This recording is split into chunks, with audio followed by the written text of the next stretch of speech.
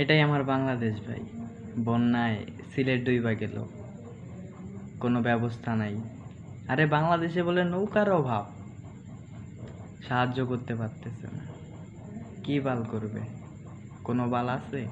সরকারের ট্যাক্স নেয়, ট্যাক্স নিয়ে তো খায়া ফেলায়, আবার জনগণের কাছে হাত পাতে। তোরা ভাই এই দুর্যোগের সময় ত্রাণের উৎসব করা ছাড়া আর কোনো কাজ পাস না, তাই না? হ্যাঁ, মানুষের ত্রাণ দিলি, অনুষ্ঠান করলি, হ্যাঁ আমরা ত্রাণ দিছি, ভোটটা কিন্তু আমার এই দিও, এটাই তো করতে পারিস। আরে ত্রাণ না দিয়ে সমস্যাটা সলভ কর। কি সমস্যা, কি হইছে, কই কোনো তো উন্নতি নাই। আরে সাঁতার শেখার জন্য কোটি কোটি টাকা বরাদ্দ, আর দুর্যোগের জন্য কোনো পয়সা নাই, আছে অল্প পরিমাণে, ঠিক আছে না? তো এখন দেখা যাব যাগর ঘর ভাঙছে, বাড়ি ভাঙছে, অত গৃহপালিত গরু ছাগল ভাইসা গেছে, তা করে যে ত্রাণ দিবি আর বড় বড় কথা বলবি, তাই না? এটাই তো নিয়ম বাংলাদেশের। দুর্নীতি আসলে কোথায় সেটা নিজের চোখে দেখা হচ্ছে। কিছু বলার নাই, বলার নাই কিছুই, শুধু একটাই বলার, তোরা সবাই ভালো হবি না। দুর্যোগের সময় এসে মজা নিবি, মজা নিয়ে 2 টাকা 10 টাকা ত্রাণ দিবি, সলভ তো করবি না কোনো সমস্যার। যেই সমস্যা সেই সমস্যায় থাকবো, উল্টা আরও বাইরে যাব। এখন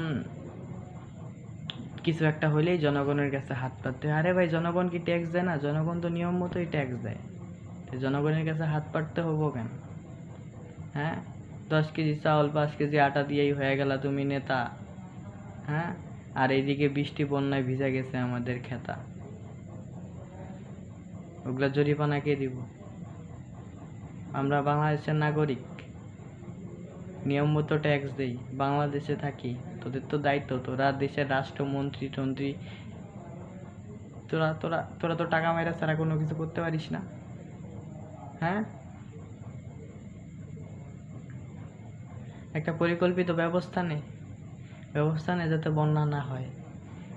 এই যে সিলেটবাসী, এমন বন্যা হয়েছে গত 20 বছরে ওরা কল্পনা করতে পারেনি, এমন বন্যা দেখে নাই, আজ দেখতেছে। হ্যাঁ, বলতেছে আরো বাড়বে 2-3 দিনে, তাহলে ভাবে কতটা বাড়বে। আগে তোদেরকে আমি একটু রেসপেক্ট দিতাম, হয়তো এখনো আছে, কিন্তু আর সেই রেসপেক্টটা নাই। তোরা বুঝছিস, জনগণের টাকা লুটাই খাইতে পারিস, আর কিছুই না। কি আর করার, সবাই এই দুর্যোগের সময় আগায় আইসেন, সবাই সবার হেল্প করেন, আর কি আর বলার। সবাই সবাই পাশে থাকবেন, এবং আরে বুঝতেছি না ভাই, আর মাথা নষ্ট হয়ে গেছে। ইউটিউবে ঢুকলাম, ঢোকার পরেই কি একটা অবস্থা। আরে এখনো সেনাবাহিনী যাইতে পারে নাই, সেনাবাহিনী যাইতে পারে নাই, সেনাবাহিনী বাংলাদেশের ভিতরে, মানে কি আর বলবো, এখনো শহরের মধ্যেই আছে, কেউ হেল্প করতে যাইতে পারে নাই, সবাই ঘরের মধ্যে দাঁড়ায় আছে, টিনের চালে দাঁড়ায় আছে, হেল্প করার মতন সেরকম লোক নাই। কি একটা অবস্থা। আপনারা সবাই সাহায্যের হাত বাড়াই দিয়েন এই দুঃখী মানুষদের, কাউকে দেখে ঘৃণা করবেন না, এটাই আমার আশা।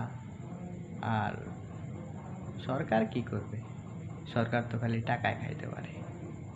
হ্যাঁ, 10 টাকার জিনিসে 10 কোটি টাকা বাজেট ধরে, সব ধান্দাবাজ, সব, কাউরে বিশ্বাস করি না। এটা বাংলাদেশ নাকি? তো সবার কাছে মাপ চাইতেছি, যদি কোনো ভুল হয় প্লিজ ক্ষমা করে দিয়েন। আসসালামু আলাইকুম।